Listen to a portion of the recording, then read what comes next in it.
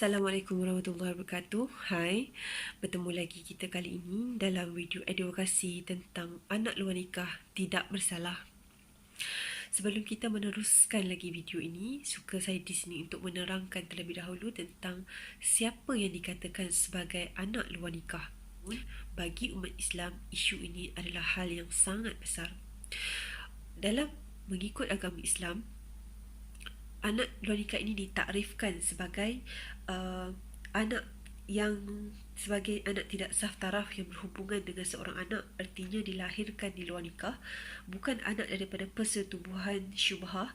Dan dalam konteks anak tak sah taraf, persetubuhan syubhah ini mempunyai kaitan secara langsung dan ditafsirkan sebagai persetubuhan yang mana anggapannya akad nikah tersebut sah, tetapi sebenarnya tidak. Baiklah, Muzakarah Jawatan Kuasa Fatwa Kebangsaan bagi Hal Ehwal Agama Islam kali pertama telah bersidang pada 28 hingga 29 Januari 1981 dan telah membincangkan tentang isu anak luar nikah ini. Isu anak luar nikah ini telah diputuskan bahawa anak zina atau anak luar nikah yang tidak sah taraf ini, walaupun diikuti dengan perkahwinan kedua ibu bapanya, tetapi hendaklah tetap dibintikan atau bin dengan Abdullah. Dan hal ini juga selari dalam Muzakarah Jawatan Kuasa Fatwa Kebangsaan bagi Hal Ehwal Agama Islam kali ke-57 yang bermuzakarah pada 10 Jun 2003 dan bersetuju mendefinisikan anak tak sah taraf seperti berikut, iaitu anak yang dilahirkan di luar nikah sama ada akibat daripada zina atau berogol, dan dia bukanlah daripada persetubuhan syubhah atau bukan daripada anak perhambaan. Kedua, anak yang dilahirkan kurang daripada 6 bulan 2 sah saat mengikut takwim kamariah daripada tarikh tamkin, iaitu tarikh bersetubuh. Seterusnya, anak tak sah taraf ini tidak boleh dinasabkan kepada lelaki yang menyebabkan kelahirannya atau kepada sesiapa yang mengaku menjadi bapa kepada anak tersebut. Oleh itu, mereka tidak boleh mempusakai, tidak menjadi mahram dan tidak boleh menjadi wali.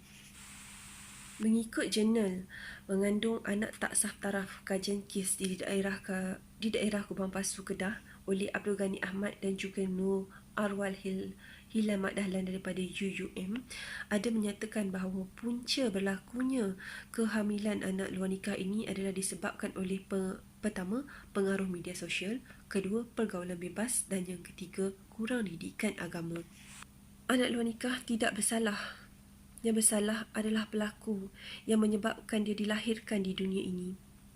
Anak luar nikah tidak diminta dilahirkan sebagai anak luar nikah. Anak luar nikah tidak bersalah di atas kesalahan yang telah dilakukan oleh kedua ibu bapanya ataupun pelakunya. Jadi, mengapakah anak luar nikah ini sering kali menjadi mangsa kepada isu anak luar nikah ini? Anak luar nikah ini sering kali dilabel sebagai anak haram. Lebih-lebih lagi apabila dia dibin atau bintikan dengan Abdullah. Namun, mengapakah Islam tetap menetapkan bahawa mereka harus dibin dan dibintikan dengan nama Abdullah ataupun dengan panggilan Asmaul Husna? Ini kerana untuk menjaga nasab yang telah ditetapkan dalam agama. Sekiranya tidak berlaku demikian, ia akan menyebabkan umat Islam ataupun orang Islam merasakan bahawa tidak mengapa untuk melakukan zina, tidak mengapa untuk melakukan seks bebas, kerana apabila mereka mendapat anak, mereka tetap boleh menamakan anak tersebut berbin dan bintikan dengan mereka. Ini adalah tujuan mengapa agama tidak membenarkan anak yang luar nikah ini dibin atau bintikan dengan panggilan pelakunya. Mengikut Muzaffar Shah Malau, pensyarah undang-undang daripada USIM, ada menyatakan pihak yang tidak berpuas hati perlu melihatnya dari sudut positif kerana keputusan Mahkamah Persekutuan dapat melindungi hak umat Islam dalam banyak perkara terutama berkaitan dengan pentadbiran dan perjalanan undang-undang keluarga Islam seperti status sah taraf anak, perkahwinan dan juga pembahagian harta pusaka. Pada masa yang sama, pihak berkaitan juga perlu mengambil langkah dan memfokuskan nasib kebajikan serta keselamatan kanak-kanak ini daripada terus menjadi ejekan ataupun diskriminasi orang ramai yang memandang serong individu yang dibin atau dibintikan dengan nama Abdullah ini. Hal ini kerana setiap kanak-kanak dilahirkan walaupun luar nikah tidak bersalah. Saya ulang, tidak bersalah. Kerana kanak-kanak ini tidak sepatutnya mewarisi segala dosa ibu bapa mereka. Dan dalam Islam sendiri, tidak ada orang lain yang menanggung dosa orang lain.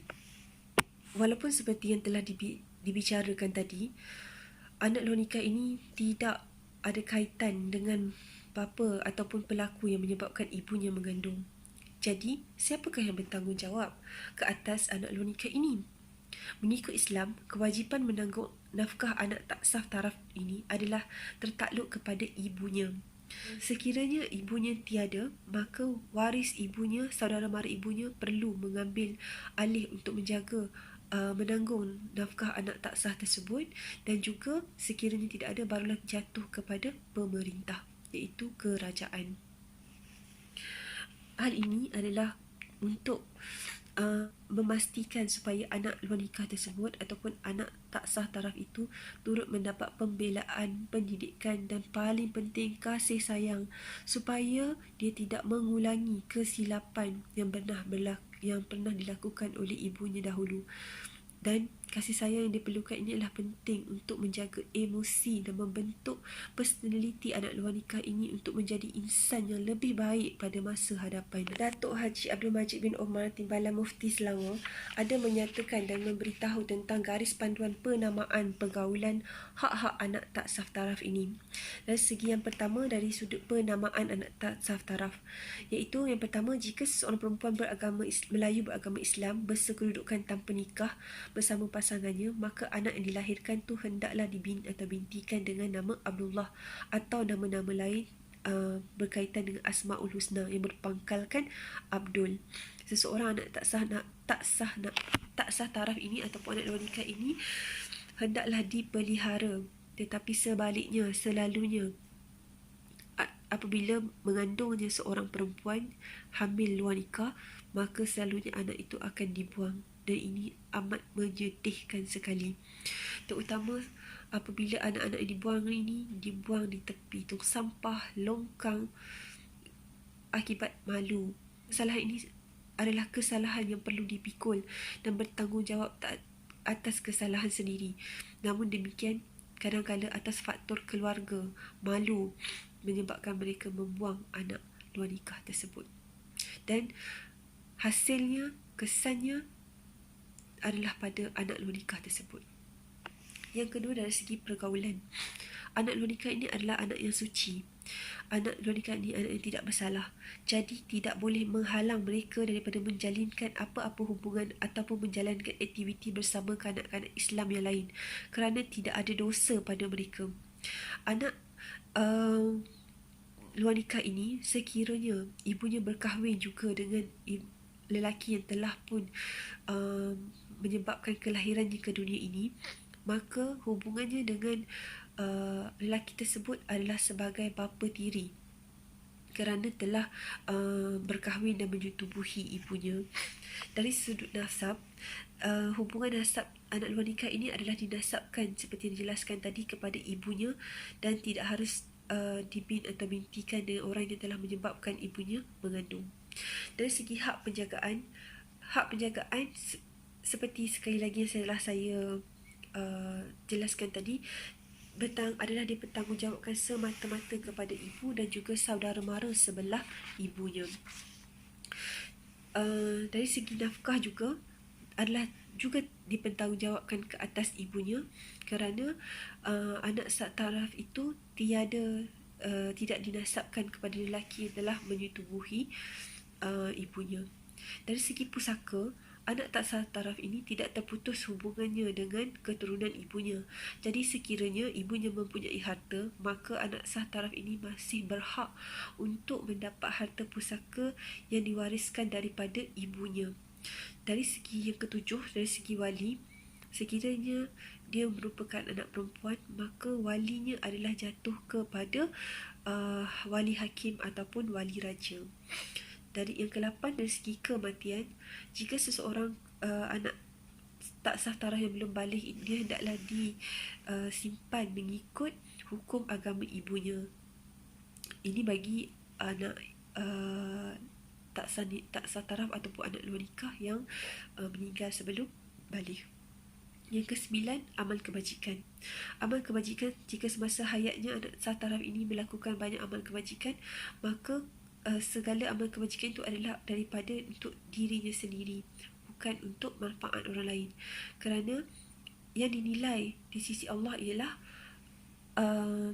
dari segi amal, iman dan juga takwanya.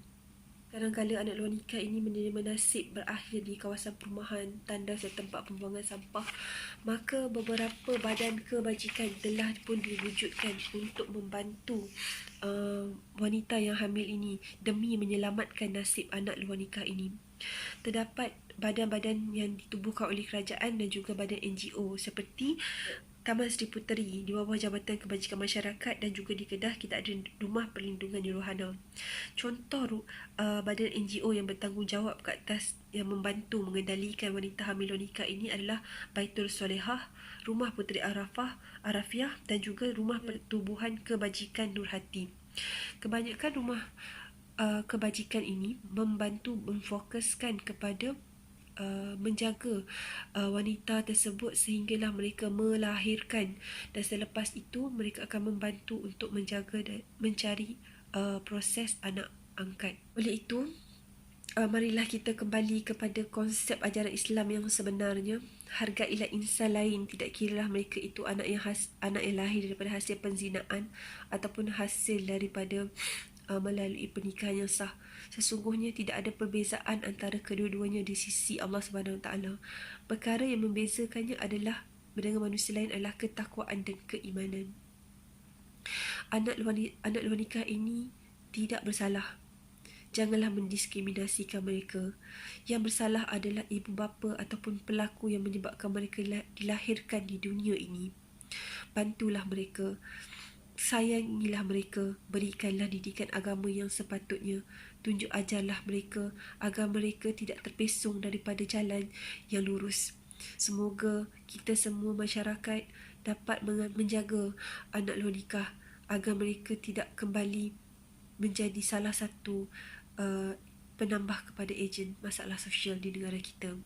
Sekian, wallahu alam.